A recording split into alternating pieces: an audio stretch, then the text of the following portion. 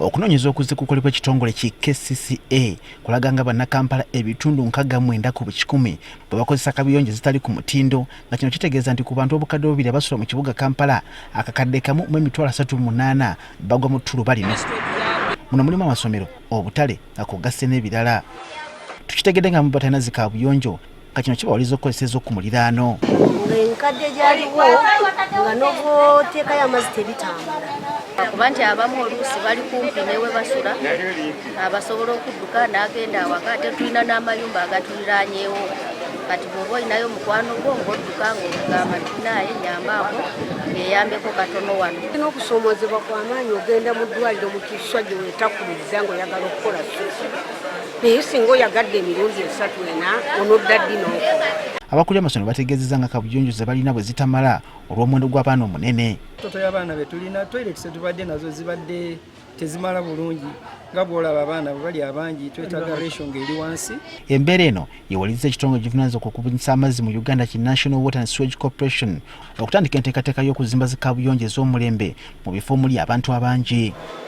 Silver Mugisha akulira National Water and Sewerage Corporation agambye nti essira bakuliteeka nnyo ku masomero kw'ossa n'obutale era ng'olunaku olwaleero bakwasiza KCCA kaabuyonjo 9 ez'omulembe ezizimbiddwa mu bitundu eby'enjawulo. The objective of the project is to improve water and sanitation infrastructure in informal settlements, and we are targeting to serve 400,000 people with safe water and 250,000 people with sanitation, including 10,000 pupils in government schools.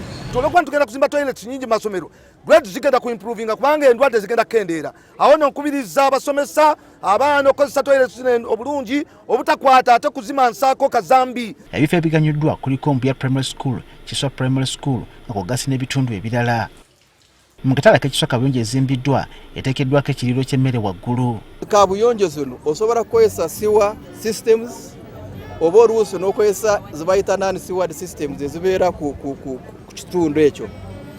N'olwekyo wano twanoonyamu zino toilets lwakuba it is an acceptable method eno gwe mulingo gwe bakozesa mu nsi yonna. Dorothy Kisakanga yakulira ekitongole ki KCCA ategeeza nga bwakyaliwo obwetaavu oba okubunyisa kaabuyonjo mu kibuga Kampala olw'omuwendo gw'abantu ogweyongera buli kaseera. Kubanga amasomero ga UPE tulina 79. Amasomero ago gonna geetaagamu okulaba nti tulina toilets ez'omulembe ez'abaana abawala n'abaana abalenzi. Tulina amalwaliro nga 8 health centers ezeetaaga okulaba nti zirina facilities ennungi. Weewaawo gye ziri naye tulina okwongeramu omutindo. Amasomero ga secondary tulina 22. Tulina obutale 16. Ronald Balimwezo nga ye mbaka wa Nakawa East asaba n'obusobozi okuwaayo ettaka kwe basobola okuzimba zi kaabuyonjo zino. Kubiriza bonna abasobola okutuyamba ne mutuwa ettaka tuzimbe toilets zino ate waggulu gwennyini osobola okusaba n'okozesaayo wansi toilet ne bange ekola nobanga nawe ofunamu